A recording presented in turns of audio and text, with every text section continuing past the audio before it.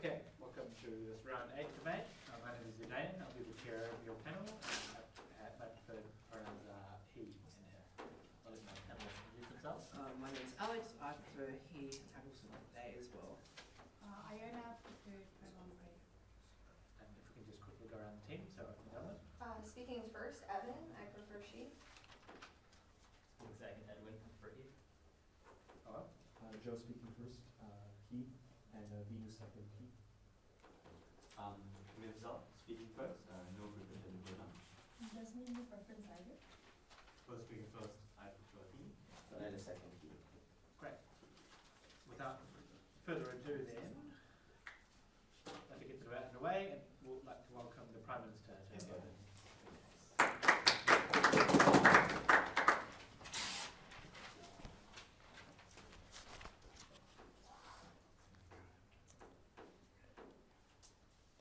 Thank you, honorable panel. When the traditional feminist movement takes many generations to break down norms that harm the individuals that it seeks to represent, it is a problem that without the existence of feminist idols, there is no ability to validate the type of roles and the types of norms that most women are forced to conform to anyways. So for these reasons and a lot more, we stand in firm support of the motion. So just to clarify the types of things that we're talking about predominantly women, but sometimes also men, who are successful usually in the arts or media, or sometimes in business as well, who declare themselves explicitly and publicly as feminist, who say that they support the feminist movement, and who try to incorporate to some degree feminist themes in whatever products they produce, whether or not that's their own performances, business, things of that sort. So hopefully that's clear to everybody and sets up a good debate. So with that said, what I'm going to bring you in my speech is two areas of analysis. So first of all, why these role models in particular and these idols actually display a key element of the feminist message that is missing from traditional viewpoints. And then second of all, I'm going to tell you why they reach a key demographic that is often absent. Edwin, in his speech, is going to talk to you about how this empowers female consumers to a really great degree. So first of all, the message. So characterizing the status quo, we think in the past, the primary challenge that women have faced in a lot of societies is often explicit sexism and de facto discrimination, right? So the idea that there are real serious legal barriers, that people are unabashedly sexist and do not bother admitting that. However, we think in the places that we're talking about where these feminist idols exist and have large social capital, so not everywhere, but where this debate is situated, that is not to the same degree the problem that women face now.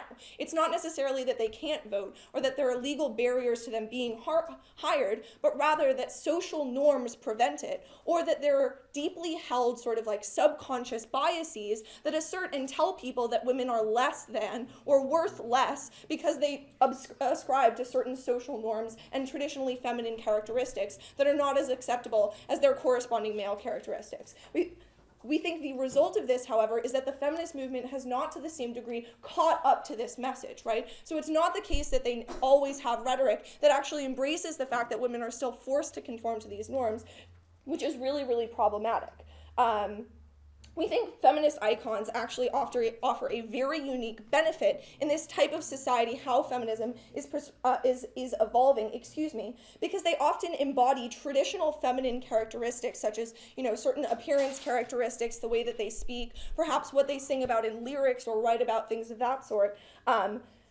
Validating them for the individuals that still feel coerced in society to ascribe to those norms, which is really, really important. We think that this is particularly important when you compare what is offered by the rest of the feminist community and feminist ideology. So we think that usually this is characterized by a rather insular and privileged group, usually in an academic setting, that writes in periodicals or teaches gender and women's studies classes, things of that sort, that are very focused on breaking down the norms that exist, right? So breaking down the fact that if you are a woman, you have to dress a certain way or talk a certain way. While that is beneficial, and we don't lose access to any of those benefits on our side of the house, it's problematic to only have that narrative for two reasons.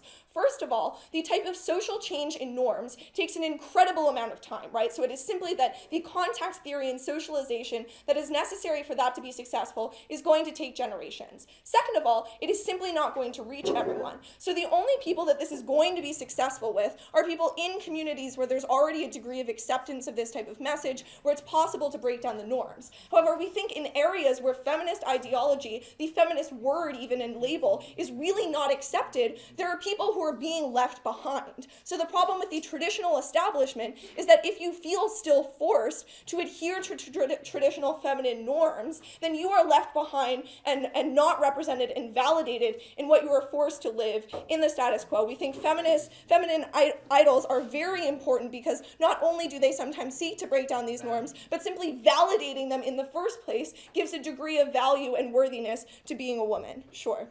Are feminist scholars like Judith Butler icons?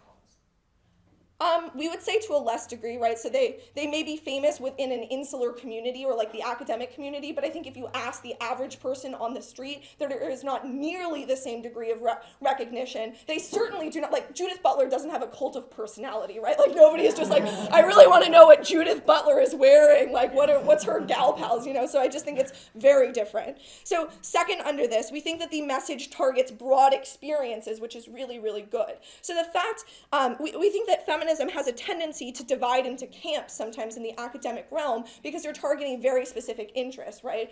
And that's good and you need it and we still get it on our side of the house in that realm, but we think what's unique about feminist idols is because they have capitalistic incentives, i.e. they're either business owners that want to appeal to broad classes, they're performers that want a lot of ticket sales, they have to appeal to everyone, which is really, really important in getting the least common denominator in terms of acceptance, and then perhaps persuading people to look into more specific forms of feminism later. So I think that's really important.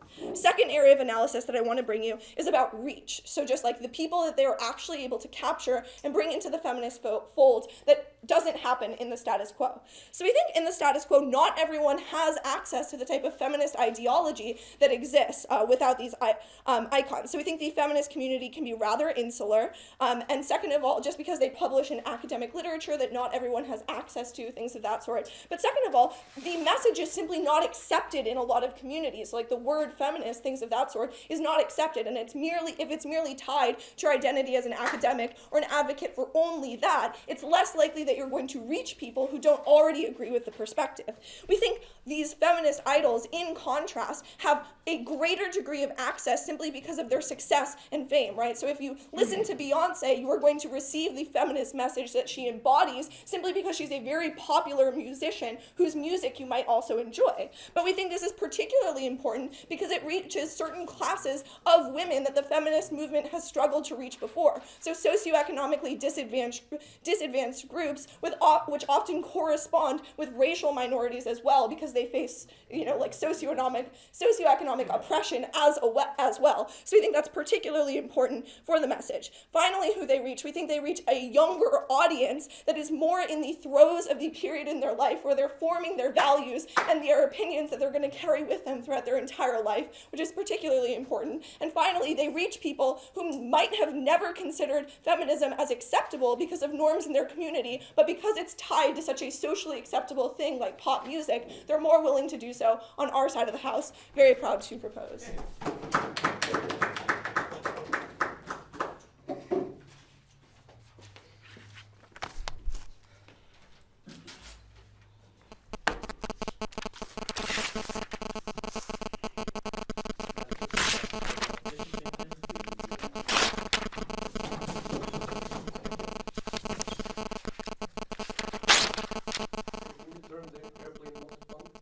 Sure, you getting interference?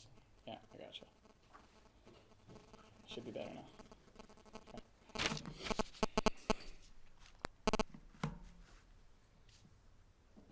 Okay. Honorable Speaker, the goal of the feminist movement is to achieve equality for women who are suffering and give equal rights to women on the ground.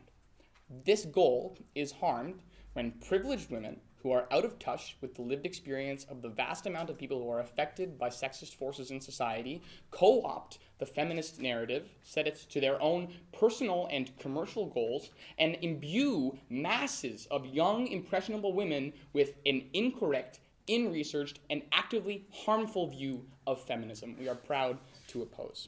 Firstly, let's talk about why these women are poor advocates for feminism. Key feminist icons that we're talking about in this round are people like Taylor Swift, are people like Beyonce, are people like Meryl Streep, are people like Ronda Rousey. These are celebrities who, like they said, are idolized and have cults of personality. Let's look at the lives of these women relative to the lives of women who are oppressed in society. Taylor Swift came from an extremely wealthy family who was very influential in the country music scene and has been a celebrity since she was a small child. Same with Beyonce. They have not worked small, low-wage jobs where they have been discriminated against. They have not suffered abuse or unemployment, to my knowledge, like in the same extent that women do. And particularly in the case of Taylor Swift, they are white majority members of society that do not understand the intersectional experiences of many feminists and many women in society. They lack the experiences of majority of people on the ground. Secondly, they do not understand feminist theory, right? They cannot just wake up one morning and say, this is what I think feminism is, and be as powerful an advocate for a movement as someone like Judith Butler, who has spent their entire life studying the effects of social forces on women, contemplating the ways in which societal pressures exert themselves on women, and coming up with solutions for that. Yet these are the people who act as the advocates for this kind of society. Secondly, these women are constrained by serious commercial forces.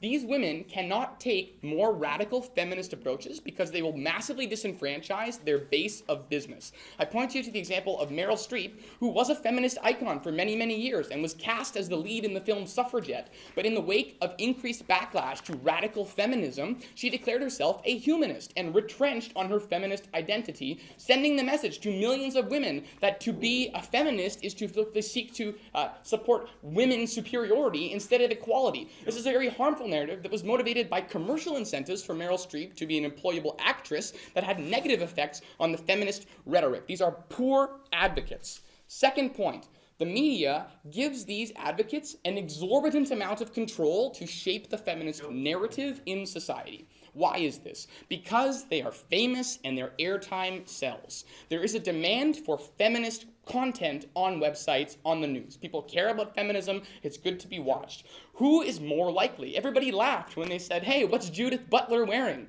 This means that Judith Butler is not interviewed on CNN, but Beyonce is on their feminist segment. This is why the woman of the year is Kim Kardashian instead of people who actively advocate for change for women on the ground. There is only so much space and airtime for feminist ideas and thoughts, and when celebrities co-opt it due to their massive cult of personality and their idolization status, they crowd out voices that are better educated, that take into account the effects of other women. Next, let's talk about why they are bad advocates and give examples of times where specific celebrity idols have been harmful. I'll take back half. How do you then suppose that radical messages which would have otherwise not gained any traction in society then change people's minds on your side of the house? Okay, the phenomenon of idols leading the feminist movement is recent and began largely with Beyonce in the early 2000s, perhaps 2005. Feminism, as a concept, has existed for decades and centuries, going as far back to the suffragette movement in the the late 1800s, right? It's unreasonable to say that radicalist feminism was not able to, or feminism broadly, was unable to enact social change before these women existed, right? There is an alternative, and I'll get to that. Let's talk about specific examples of bad outcomes for feminism as the result of idols. Firstly, intersectional feminism is harmed perhaps the most. Intersectional feminism recognizes that not all women are equally disenfranchised. Intersectional feminism recognizes that women of different racial and ethnic minority groups suffer greater oppression as a result of the intersection between different minority characteristics. Taylor Swift has actively harmed the rhetoric of intersectional feminism. A specific example of this is when she had a confrontation with Nicki Minaj as a result of the nomination for 2 music videos for the MTV Music Awards. Taylor Swift's award got nominated, Nicki Minaj's did not. Nicki Minaj tweeted and said, if I had a different type of body, perhaps I would have been nominated. This was a critique on the discrimination of MTV against black women and black women's body norms and saying they were too sexual to be popular. Taylor Swift replied to this tweet and said, I thought that you were supposed to support women, right? She attacked Nicki Minaj on the basis that she was not supporting women. This was completely flew in the face of intersectional feminism and cemented the view that all women should support all women and denied the reasonable claim of Nicki Minaj and other women of color that they are disenfranchised even above the fact that they are women. Intersectional feminism is poorly misunderstood by Taylor Swift, who is a privileged white woman who has never suffered because of her ethnicity. The fact that Taylor Swift gets to send this message message to her millions of Swifties, of which I am one, is extremely harmful because they take this to be feminism. That's where they get their information from. Next, transphobia. Ronda Rousey is an extremely huge feminist icon and has made transphobic comments to trans fighters in the female circuit. These comments have largely been co-opted by her followers, who now think that to be feminist excludes trans people. Trans people are another example of people who have specific disenfranchisement in society, and there are some people whose personal views on trans people, colored by perhaps their athletic ability, really affect the way that the feminist movement approaches trans people in a way that is harmful. Okay. Next, let's talk about the alternative. There was a very strong and robust feminist movement before.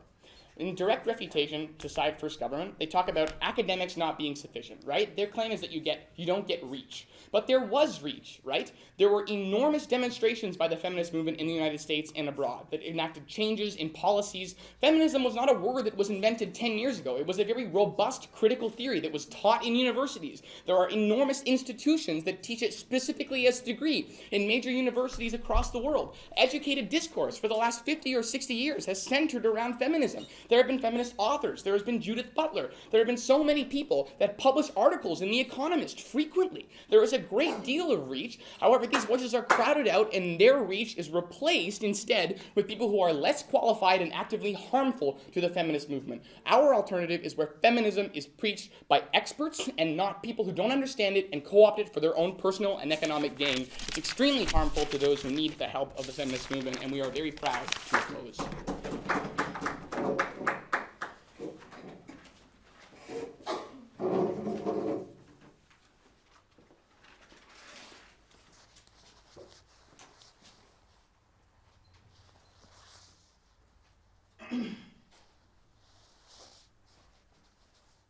Now to continue the debate, the Deputy Prime Minister.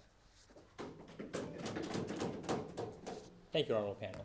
We in opening government today believe that the reach of capitalism and celebrity extends further than that of intersectional feminism, and we would use the reach of the former to extend that of the latter. So I think what I would first want to do is talk about how the actual quality of the message and the intersectional nature of the message gets better when you have celebrities involved. And then I want to talk about the set of cases that they just disregarded and the spillover effects those cases have on the first set of cases. So firstly, on this idea of intersectionality, I think the issue that the opening opposition team faces is that they know correctly that oftentimes these feminist celebrities come from different circumstances, but the focus isn't on the experience of the feminist celebrity, right? The focus is on what advocacy that they're able to give within society, right? And the best form of the argument comes with the idea that just because they haven't lived that particular experience, they're not able to talk about it on the societal level. The issue with this argument is that there are large classes of societal forms of discrimination that you don't need the lived form of experience to talk about in the first place, right? We see this when celebrities advocate for things like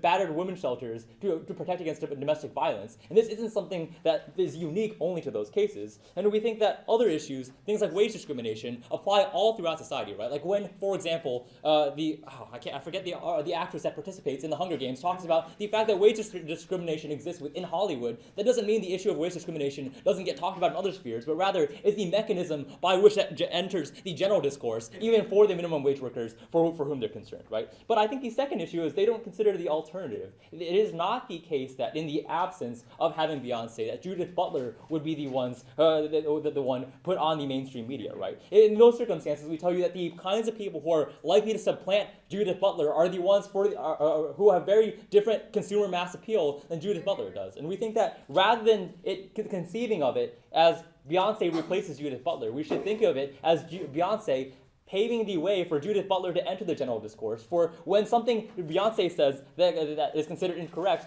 enters the media, then that is something that provides the way for another perspective to be entered, right? But it is the identification of the major celebrity that exists in the first place that necessarily makes it possible for Judith Butler to enter that discussion. We think that the comparative on their side of the house is that there's going to be a celebrity who just doesn't identify as feminist in those particular cases, and there's still reasons why the media will want to push just the general cult of the celebrity in the first place, right? The fact that people are willing to follow that on tabloids, and there's a lot of money behind having major figures who endorse things and who can generate particular brands of consumer goods. No thanks. But I think the third thing that's wrong with this idea of the fact that celebrities don't ultimately benefit those is that they ignore the spillover effects of the normalization of ideas that arise all throughout society, right? The reason why particular female celebrities are beneficial for those all throughout society is because they are able to act in ways that are traditionally regarded as feminine, as in the case of Taylor Swift, writing about, for example, breakups, right? In ways that don't ultimately, in ways that other women aren't able to, because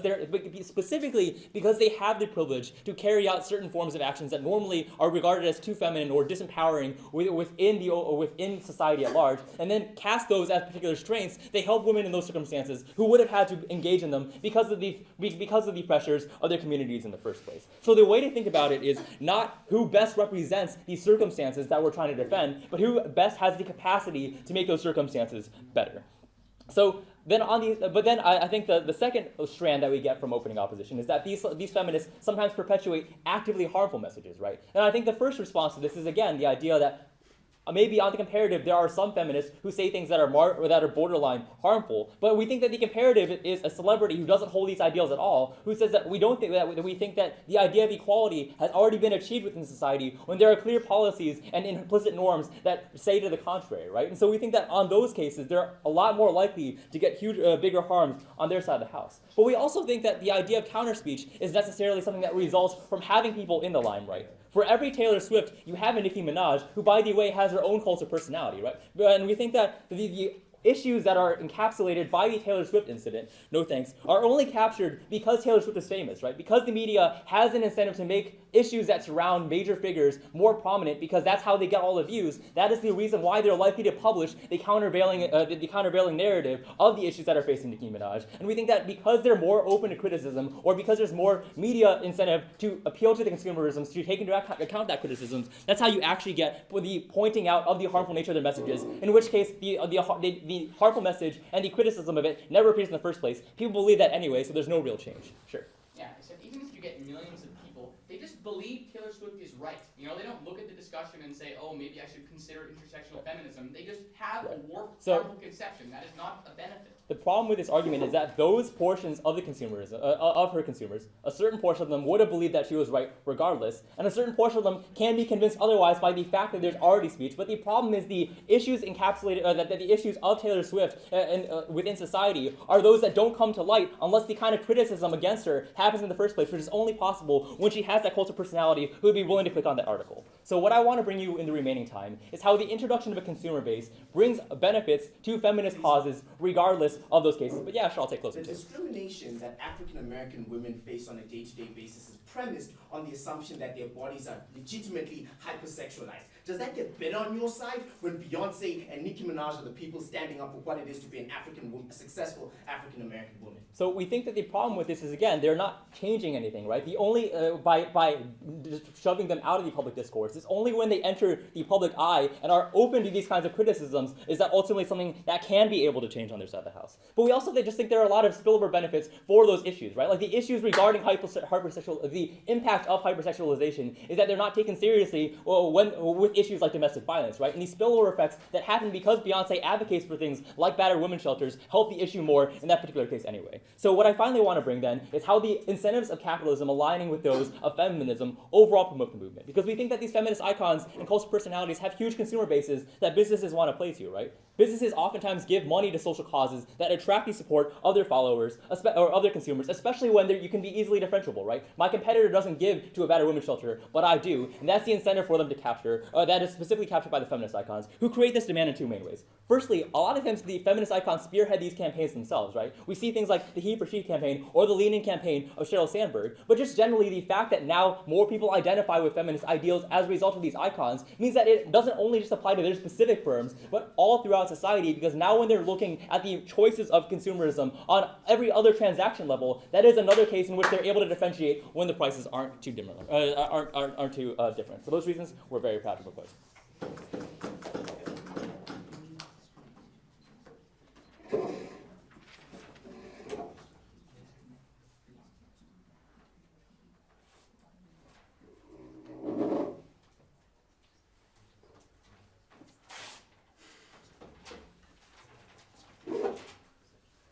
Now to continue the case for the opposition, the deputy leader.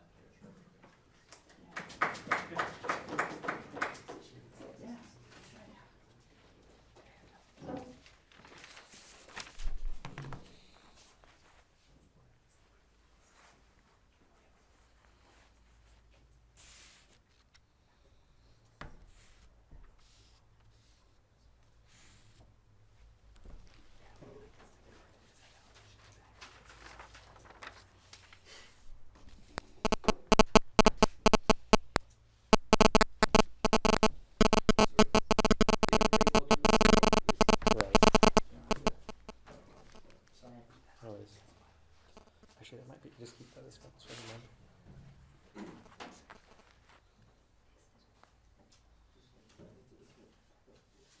that good?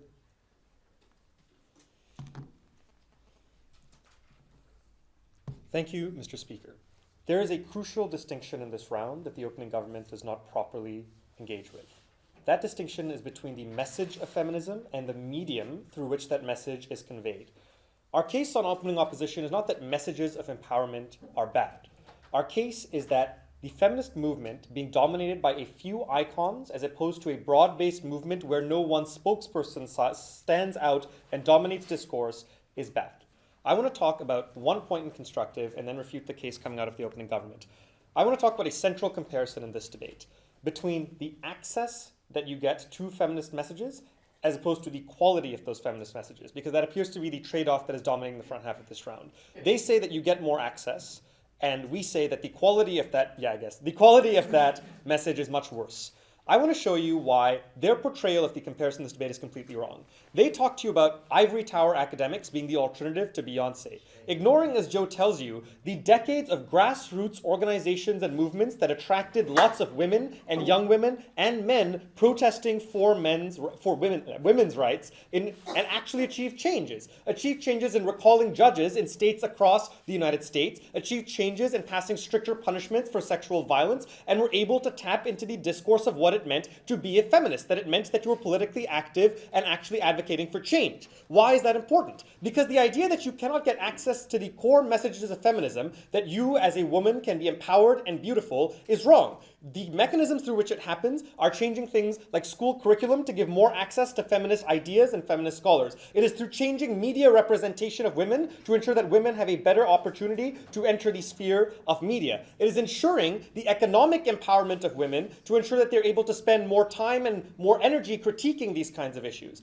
These kinds of changes do not require icons like Beyonce and feminism. That is the actual comparison for access in this round. It is not about expecting a 13-year-old girl to necessarily pick up Judith Butler, though that could happen. It is also about ensuring that in school she's exposed to the idea of feminism, ensuring that in the media she starts to see more women being represented in roles. These kinds of things don't need those icons. That's something they're mistaken about. No, thank you. The next thing I want to talk about is quality. I want to add one thing to what Joe talks about why they're terrible representatives, because they disproportionately favor third-wave feminists over second-wave feminism. The reason for that is the predominant message that comes from these icons is largely that, the sexualization of these women and portraying any look you want is acceptable. While in some cases that is true, there's a legitimate problem with women on the ground who face catcalling, women on the ground who are increasingly forced into male-dominated roles of oppression that is incredibly harmful for lots of women on the ground. My case is this. When these women predominate the movement through cults of personality, women who feel oppressed because they are forced to, for example, wear makeup, wear clothing that they don't identify with and think is revealing, but do it to get attention, they feel as if they have no backing in the feminist movement. A more broader-based feminist movement at least gives them access points for those concerns. It means that the one dominant view does not predominate the entire movement. We think that's extremely important. Closing. How do you think that the predominance of white academicians impacts global feminism when patriarchal societies are able to point towards the predominance of whiteness in feminist thought on your side of the house? Right. So I guess there are critiques in many developing countries, as you correctly say, that academics in the Western world are predominantly white. There's two things to note here. First, the comparison is not only about academics. The community leaders that we say form an important part of feminism can be pointed to by opponents of those people in developing countries. But secondly, and more critically, it is not like those critiques of feminism in the Western world go away when Taylor Swift is the person who is being represented. Like that Taylor Swift is not going to be a much better icon for developing world feminists than the academics they're talking about. Let's talk about opening government's case. I want to first talk about stuff we got coming out of the Deputy Prime Minister. He claims that basically, Beyonce helps set the stage for Judith Butler. Because people get interested in Beyonce, they proceed to become interested in deeper feminist works. That is not the case. That analysis misses the entirety of what Joe talks about when he says the messages that a lot of these feminist icons says are at odds with what other feminists say about intersectionality and at odds with what they say in terms of a radical critique of existing male structures of privilege. The important point is this.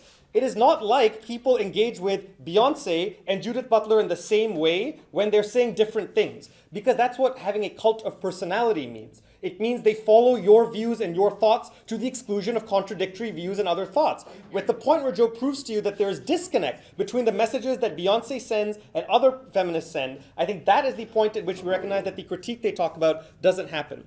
They then talk about the fact that there are some issues that are universal to all women. Beyonce can advocate for battered women's housing and rights. That is not what this debate is about. Beyonce can advocate for these specific issues without identifying as a feminist and trying to shape feminist discourse and monopolize that discourse. In the same way that any successful woman before Beyonce, before Taylor Swift, could join a rally, could join a movement, and advocate for those specific causes. That is not a unique benefit to their side of the House. We then hear stuff still coming out of the Prime Minister's speech about access. We hear them talk about youth especially, saying that youth need some access to feminism, and Judith Butler doesn't provide that. A number of points here.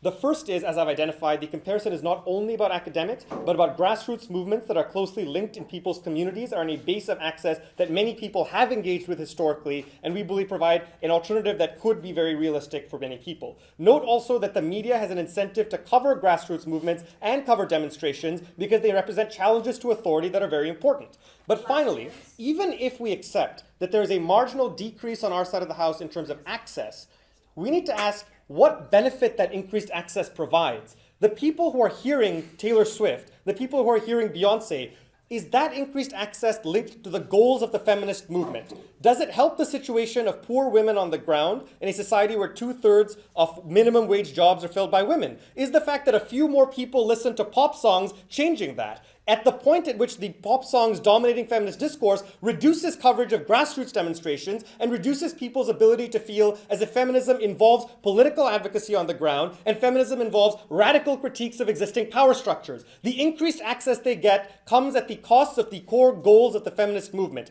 Access is not an end in itself. Access is a means towards achieving goals that the feminist movement wants to achieve. At the point where that access comes at the cost of compromising the message to the exclusion of other messages, you have weakened the ability of the feminist movement to improve the situation of women on the ground, and that is critically important. At the close of this debate is about whether or not the means through which the feminist movement conveys its message is damaging. At the point where that means monopolizes one particular conception of feminism over others, and where it excludes, both through the media and its inherent message, other ways of contesting male powers of oppression, it has harmed the feminist movement. We beg to oppose.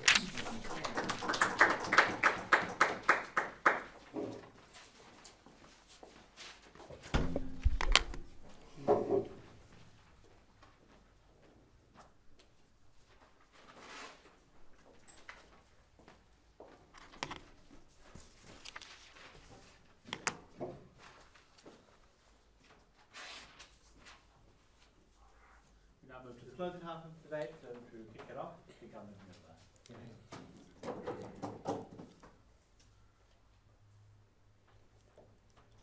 Ladies and gentlemen, if I were to pick two terms to describe the debate so far, it would be firstly privileged and secondly first world centric.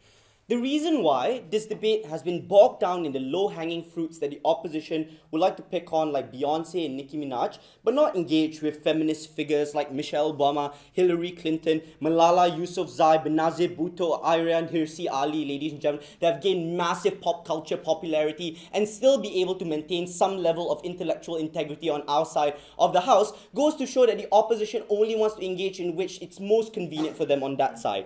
That's why, in my case, I'll prove to you two things. Firstly, some extraneous rebuttal in regards to why is it specifically now, ladies and gentlemen, that the feminist movement needs to change its approach, especially in first world context when it comes to popularizing feminist ideals and no longer rely on the age-old tactics of creating grassroots movements that are no longer effective now. Secondly, ladies and gentlemen, I'll talk about the patriarchal as well as underprivileged context, in the context of global feminism, and how do we help countries that don't even have first-wave feminism and formal equality, and how Western feminism impacts them on that side of the House. Firstly, ladies and gentlemen, let's talk about why is it that that side of the House isn't able to create those grassroots movements. First and foremost is that these people haven't lived through it. They don't understand, and therefore it will compromise the message. Ladies and gentlemen, it's as if they think voters are zombies that are unable to rationalize ideas at the point at which they subscribe to it in the first place. We think, sure, at the point at which you think something is popular and you subscribe to the idea of feminism when you say say, like Beyonce, like Nicki Minaj on that side of the house, maybe you believe it at first instance. But the key difference here, and some extension material coming up from closing government, is that the important thing about popularity is that other people are able to leverage off popularity and popularize their message as well. That means that critique as well as robust rebuttal on our side of the house, as the opening government rightfully point out, allow individuals to create more narratives on their own. The opening opposition want their academicians as well as community leaders, which, by the way, community leaders, if you can point to it, are celebrities too, in those circumstances, can utilize the celebrity of others in order to propel them into notoriety as well. But secondly, it's very important to note that individuals are susceptible to change. That individuals can also change their minds in regards to feminism. The point is that individuals are more likely to change their minds to more progressive schools of thought in feminism, ladies and gentlemen, at the point at which they've already subscribed to feminism as an idea to begin with. It's harder to change an individual's mind to think that progressive feminism or the radical ideas that the opening opposition wants if that person doesn't identify as a feminist to begin with already, ladies and gentlemen. We think that's exceptionally important. Some small thing that came up from closing opposition, trying to preempt here, is about sexualization and Nicki Minaj and feminism there. The fact is, they cannot exactly tell us that these schools of feminism are arbitrarily right on that side of the house either. We think that feminist doesn't affect society ubiquitously anyway. That, for example, some feminists believe that sexualization is empowering for some individuals, and Nicki Minaj empowers those sort of feminist ideologies, ladies and gentlemen, while others may not exactly. But important thing, one does not detract from each other, because Emma Watson can as well utilize the popularity of feminism that Nicki Minaj has created in order to popularize her own message as well. That's why we think that was nonsensical for the opening opposition to tell us that it necessarily detracts from each other. Now, what are the structural barriers to grassroots movement?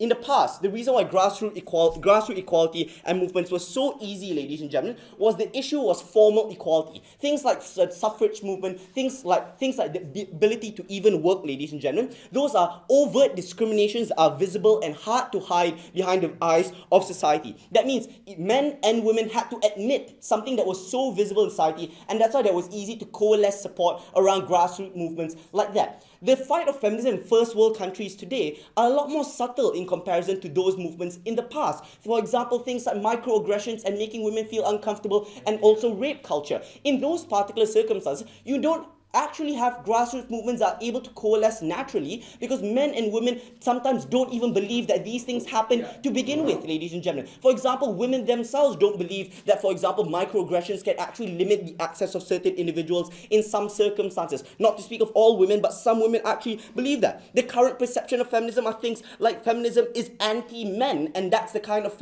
radical proposition on that. So that is aside from the fact of the elitist circle that opening government talked about, but the short attention span of the viral culture of the 21st century also means that the structural problem of today's society just means that a naturally coalescing social movement is unlikely to happen on that side of the house. And that's why we think it's exceptionally important that celebrity figures, whether you be Hillary Clinton, Michelle Obama, Serena Williams, ladies and gentlemen, are able to coalesce those particular supports in context of the 21st century and acknowledging how the feminist movement should approach new dimensions as well as new generations and how they operate, ladies and gentlemen. We're the first one to talk about how the 21st century operates and how do you get viral cultures to be able to support certain movements. But before I go any further, yes, sir.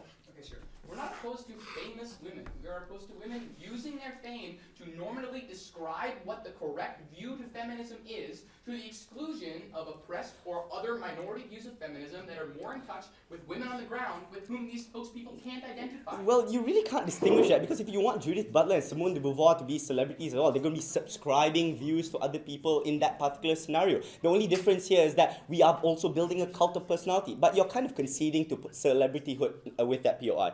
So, secondly and very importantly, ladies and gentlemen, is in underprivileged context. Note that even if we don't build cult of personalities, underprivileged or patriarchal societies will still view feminism as well as women's equality as a white imperialist notion. The reason for that is that what's most visible is that female politicians or female academicians or even feminist academicians are predominantly white, as I've earlier indicated in a POI, ladies and gentlemen. This is something that harms more patriarchal societies for very simple reasons. That number one, it's very easy for patriarchal structures to point towards these predominance, ladies and gentlemen, and say that feminism is something that's imperialist and white in nature. But secondly, that's why figures like Malala Yousafzai are so inspirational, as well as the cult of personality that run around them, ladies and gentlemen, galvanize and inspire support within those communities, telling little girls that, hey, maybe you can do it as well as delegitimize arguments from these patriarchal structures that is indeed a white imperialist notion.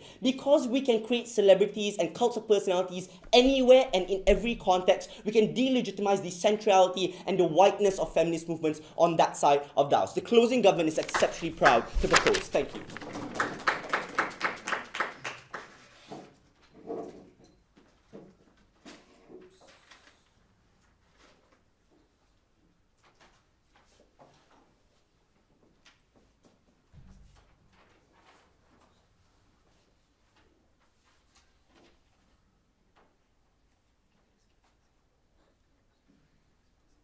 Now to kick things off for the closing opposition, the member speaker.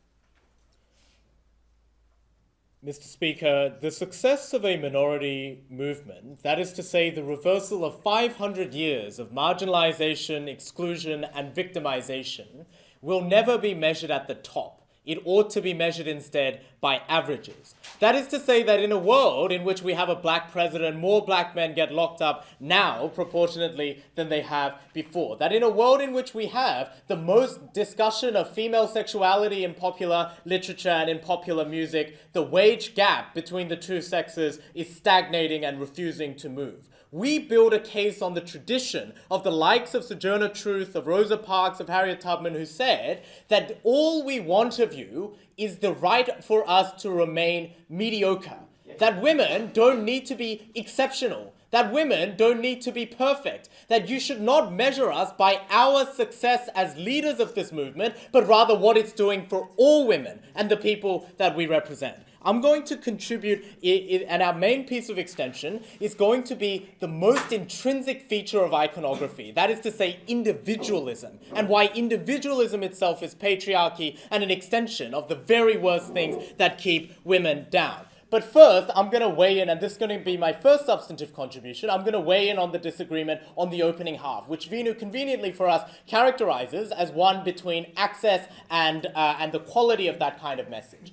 We, on closing, say you don't need to trade off quality for quantity because you get more quantity under our side. Why is this the case? 3 different reasons. Number one, there are very high barriers of entry when it comes to the kind of feminism, pop culture that they're talking about. That is to say, you require a certain social capital, that is to say, belonging to a Western world, speaking directly to the contribution of closing. That's to say that you need to be able to pay for things like concert tickets or own books or CDs and those kinds of things in a way that going to an Occupy Wall Street movement, for instance, which requires no funding, does not. There are barriers of entry that exist by geography, by cost of association, that do not exist under our side. Number 2, you alienate people because you are not sufficiently intersectional. That's to say, when Patricia Arquette gave her Golden Globes acceptance speech and said, now the blacks have wage equality, so it's time that women do too, that puts off African American people from engaging with that kind of movement. That's to say, the people who are most likely to ally with you are automatically disposed to stand against you. Number 3, you oppose the existence of a heterogeneous existence of ideas. That's to say that feminism internally is incredibly diverse, and when you have one particular conception of feminism, i.e. that of Taylor Swift or Beyonce, the people who disagree with you are going to be put off. So when it comes to the quantity of access, how much movement that we get, We always favor on our side movements like Occupy Wall Street, the suffragette movement, which literally, adjudicator, had chapters in every single country in the world, that is to say people fighting for suffragettes. The reason why that's the case is structurally they don't exist the same kinds of barriers that means that you get better access under our side. Our substantive contribution then, no thank you, takes the government case on its best possible grounds. So let's give them everything they want. Emerging trends of feminist consumers who produce enough demand for these kinds of things, and the existence of non-market forces, like us favoring Malala doesn't necessarily require much money, for instance. So let's say, under their side, you don't get the kind of commercialized role models which we think you do under our side. So let's say they exclusively want to talk about people like Ayaan Hirsi and Rosa Parks. Why do we still win? Because it is intrinsic in the nature of iconography that it is individual, that it is hierarchical, and that it is top-down. It is premised on the success of individuals. That's problematic for two distinct reasons. Number one, it defines feminist success in the language of individualism. That's to say that success is to have money. Success is to have an attractive husband. It's to have it all. It's to be able to lean in. The problem with that is twofold. The first is that the problems that women face, i.e. the problems that feminists ought be combating, are social problems. That's the existence of a rape culture. That means that when there exist billboards and all sorts of discussions of sex are framed around men taking the lead. That is the existence of perceptions that suggest that women are incompetent and that they deserve lower wages. There is a problem in the status quo, Mr. Speaker, when many of the people who bop along to Taylor Swift, for instance, don't understand why we need to equalize maternity and paternity leave. Support for that particular policy is going down among feminists, and the reason for that is they fail to see the social nature of the problems that women have. The second problem is that it emboldens opposition against them. So what's the number one thing that conservatives say against feminists? That you guys only care for yourselves and your families, rather than thinking about society at large. We've neutralized that line of attack when we frame feminism in terms of a social movement in the manner of Occupy Wall Street. The second problem is that it defines feminism as perfection. That's to say, it says that you need to be flawless. That's Beyonce's whole message. The problem with that is that it is harmful to individual well-being when the majority of instances can't attain that level of perfection, either because they just don't have singing talents or literary talents that many of these people do, but two, because of the existence of social constraints that prevent them. Closing. You say individualism, but can you tell us, how do little girls in Pakistan aim to stand up to patriarchal structures unless they have a personality that they can identify with? Good. I'm gonna deal with developing in the last minute. I'll explicitly deal with that, right? So, in many instances, people fail and it harms their individual well-being. But the second thing that we think this does is that it allows you to blame women who don't succeed. That is to say, it's because you weren't individually exceptional enough, rather than because societal constraints pulled you down. That's what happens when you say what it means to be a feminist is for you to be flawless, for you to be perfect, for at all times for you to be confident.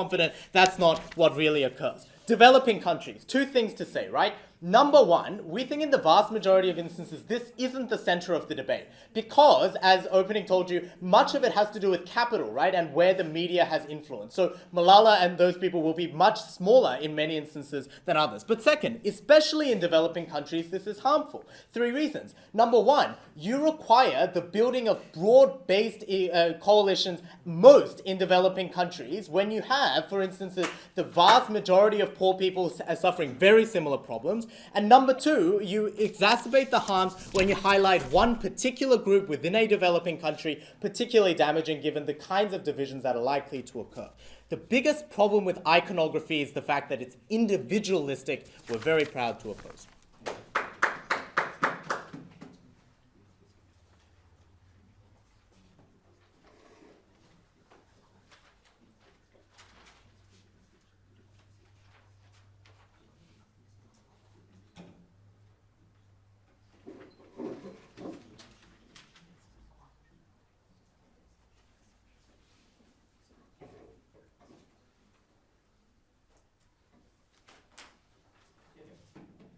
Now, to summarize the government bench, so let's see that.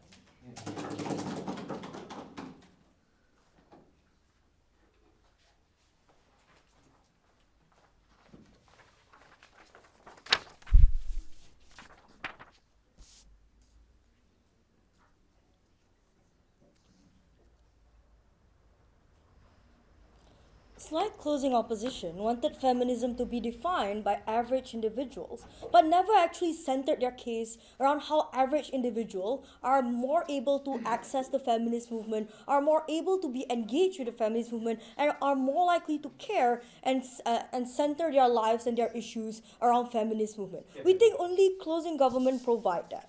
Firstly, I'll answer the question on how we create diversity of opinion in feminism. Because my partner exclusively told you that feminism is subjective. That there are things like whether or not sexualization of women is indeed a good thing or a bad thing. The good thing about it is that that message and that discussion needs to be ongoing and always ongoing and always needs to be in the mind of the people. Because that issue needs to be multi-layered and more people need to engage with it, and that discussion needs to constantly change according to social norms. That means that whether women's sexualization is a good thing or a bad thing doesn't matter. It's that there needs to be a diversity of opinion so that people who feel that sexualization is a good thing can buy into that narrative, and people who feel that sexualization is not a good thing can also be empowered by the opposite narrative. So that excess of narrative can only happen under our side exclusively because cults of personality provide two advantages.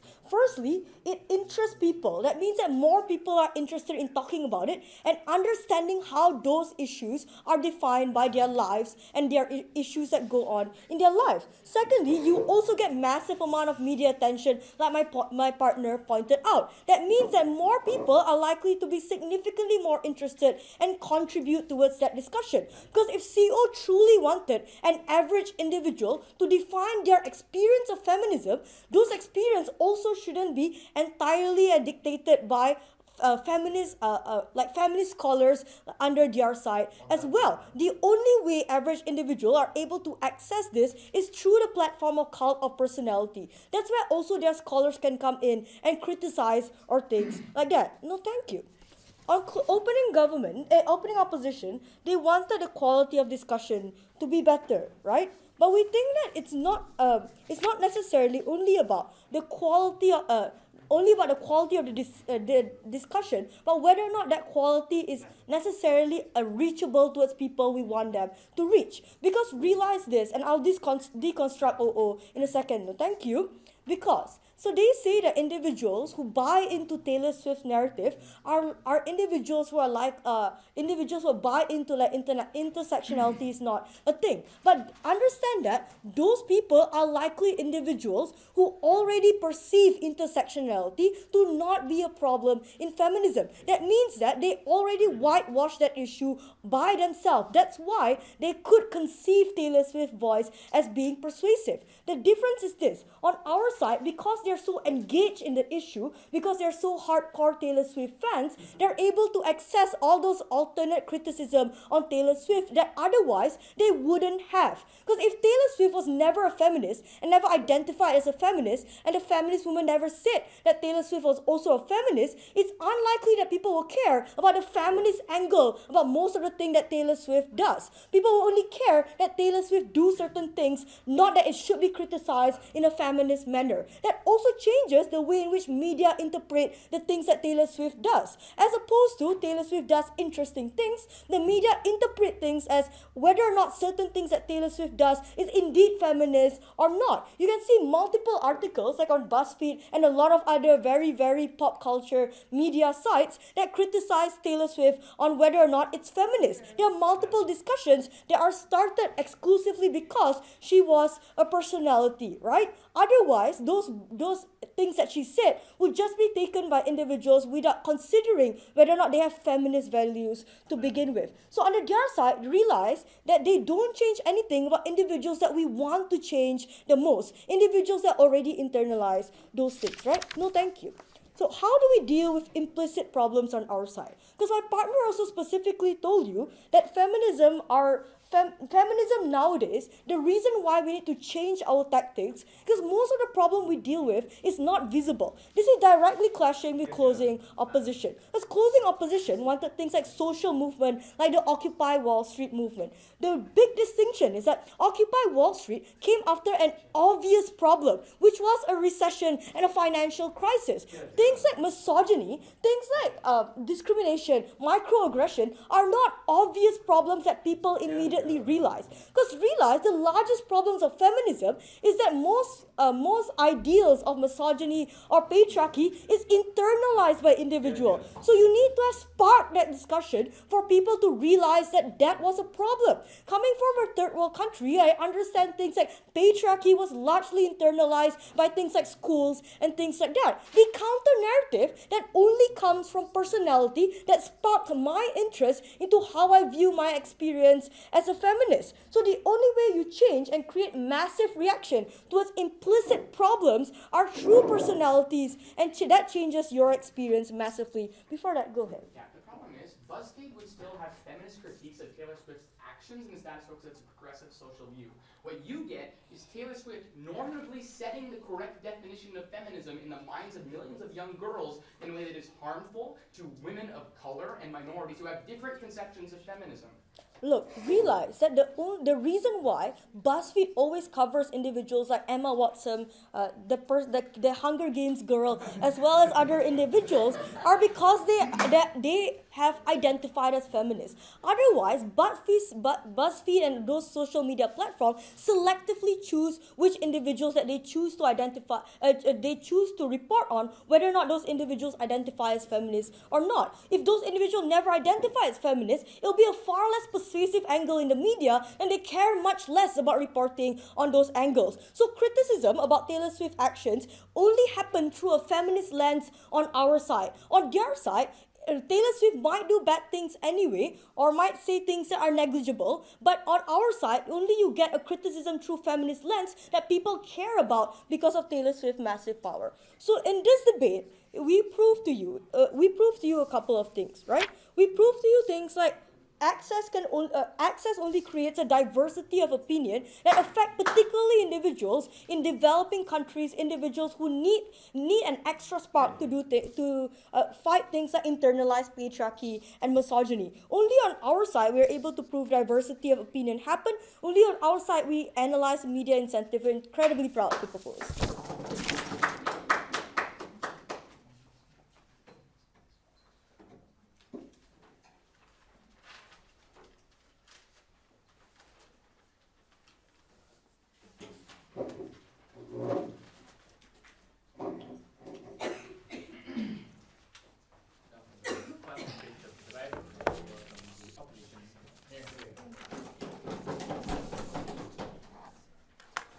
A sec.